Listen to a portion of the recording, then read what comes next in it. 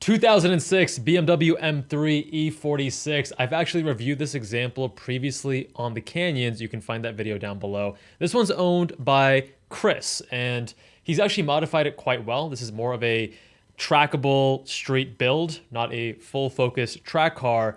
And full mod list, as always, is down below. Main things: MCS one-way non-remote coilovers, 400 pounds front, 650 in the rear, 18 by 9.5 inch wheels wrapped in Hankook RS4 rubber, Pagid RSL29 pads, and it's HTA tuned, so it's dynoed at 330 wheel horsepower. We're out here with Lightspeed track events. Use code JABAL for a discount on your next track event. Link below.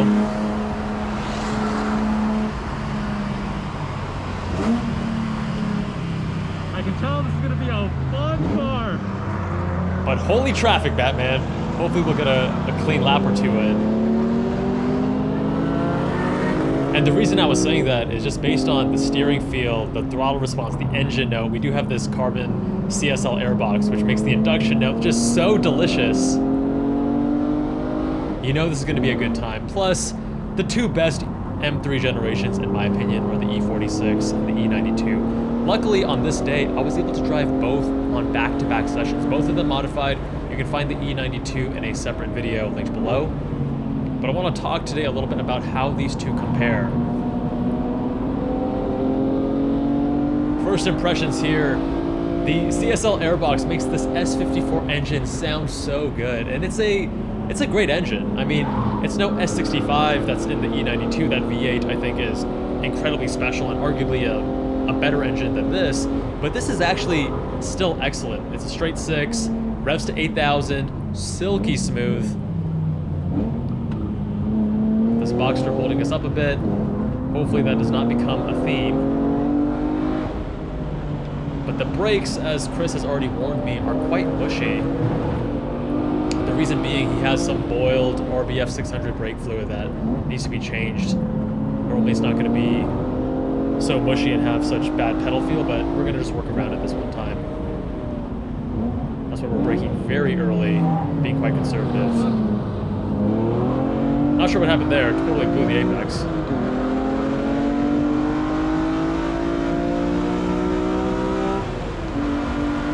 Oh, that engine sounds so good.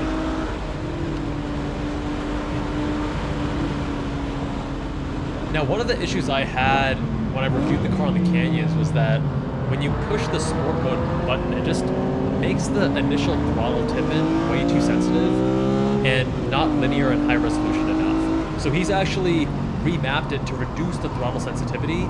But if I'm being honest, there's still some weird wonkiness. Oh, look at that beautiful yaw that is communicative and easy to catch with this car. This is literally lap one. Turn 3 of lap 1, already getting some yaw, but able to catch it, and the car's inspiring confidence, which I love.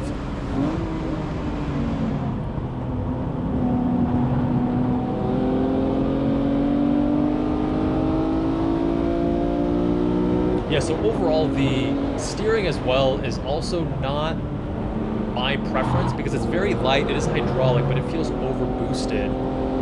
And as a result, you get some texture of the road, but you're not really getting any dynamic loading, so you're not quite sure how much you're asking of the front tires, which actually can reduce a bit of that confidence that you have. All right, we're stuck again behind this Boxster, so let's fast forward until we pass it.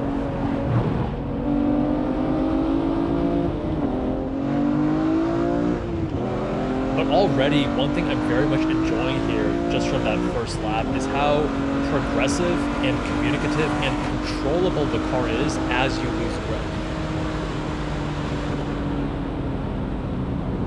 Which is surprising because this car has this luxury sedan underpinnings. Yet it inspires so much confidence. Of course, you have to modify it to really extract the best.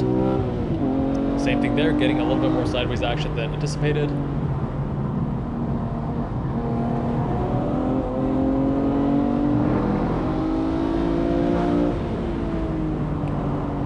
Brakes are definitely sketchy, but something you can work around. But I'm still finding the throttle response to still have somewhat of a learning curve, both with sport mode on and off. It does make heel toe have a bit more of a learning curve than I tend to have in most other cars, but we're able to heel toe just fine. Just took a few corners to calibrate properly.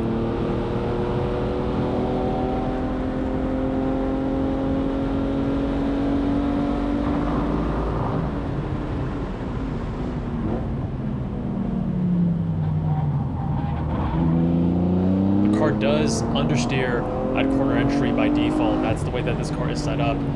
But you are able to neutralize that with throttle, as you guys have seen on some of the previous corners. That does make the car more predictable and easier to drive. Some people prefer that. I also don't mind cars that are a little bit more oversteer prone on corner entry with trail braking. Things like my ND3 Miata as an example. It allows you to get more rotation, but those cars can feel a little bit sketchier and take more time to build comfort, whereas these cars that are more understeer prone at corner entry are easier to just hop in and drive a little bit harder. They are more approachable.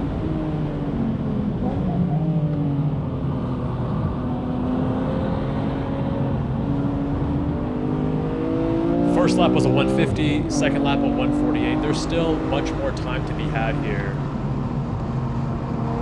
Loving the communication here.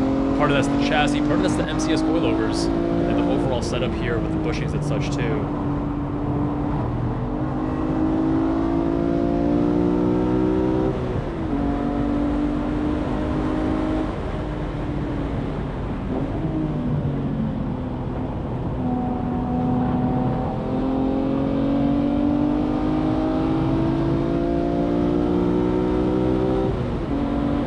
Now this isn't a focused track build. This is a trackable street car. And when you keep that in mind, it becomes even more impressive. If you wanted to go harder core with this build and make it even lighter and even more focused, you could extract even more from this platform. But for something that is dual duty already, I think it's already quite impressive and quite competent, especially for sub $30,000.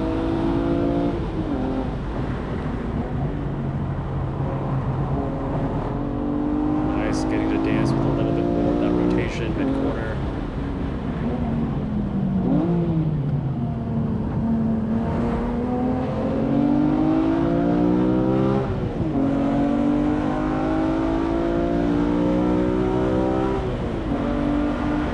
Down to a 148 flat.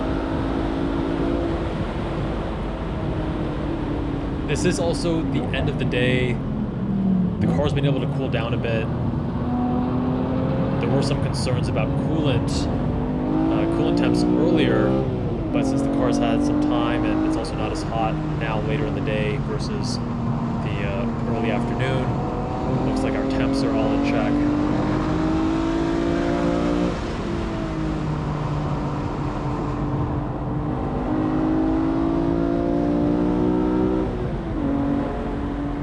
Toggling that sport mode button off.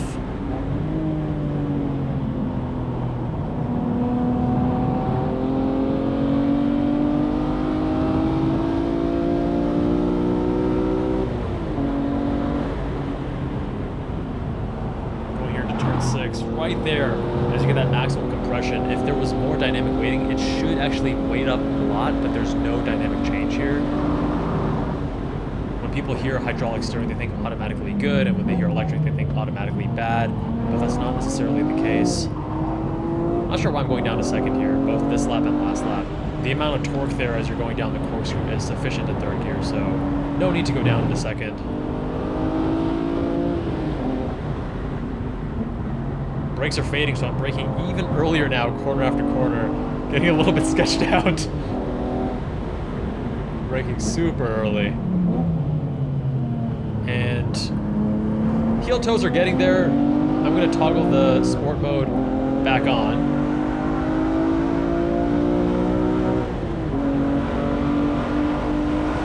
That lap was now more than a second slower as we're losing confidence in the brakes. But here's the thing, what I really love about this car is that it's very one-to-one, it's very predictable. The input calibration is good, again, apart from the non-dynamically loading steering and the brake pedal being mushy right now. when you tell the car to do something, it obeys. It follows commands in a predictable way, which is what makes a car fun to drive and encourages you to drive it harder. I think between this and the E92, granted these were two different examples that were modified differently as well, the steering in the E92 was actually notably better than what we have here in the E46. It wasn't overly light. The brakes there were fantastic. The suspension was particularly phenomenal. The E46, lighter, more communicative, not as much of a focused track build, but still so compelling. And in terms of engines, it's actually hard to fault either one. They're both so great. Again, the way this one sounds with the mods, I just find it so intoxicating.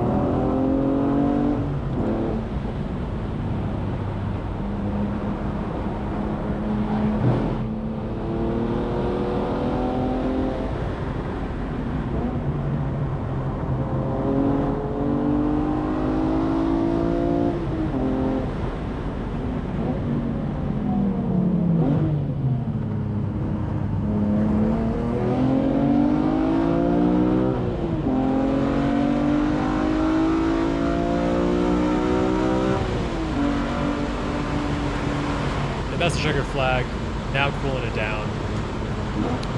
And you know, the more BMWs I drive, the newer ones are faster, they're more capable, but they're so numb. It's the E46 and the E92 that have this analog nature to their inputs and to how they drive, yet they're still modern. They're not classic in terms of how they drive. If you go to the E36, E30, those feel like very old cars. This still drives in a modern enough way, both this and the E92, which is why I think these are the two best M3 generations in my opinion. And I probably lean more towards E46 just because of the lighter weight, even though I think the E92 has a better engine. Doing the mods here, I think, can wake up that engine and make it even more competitive against something like the S65 V8 that's in the E92.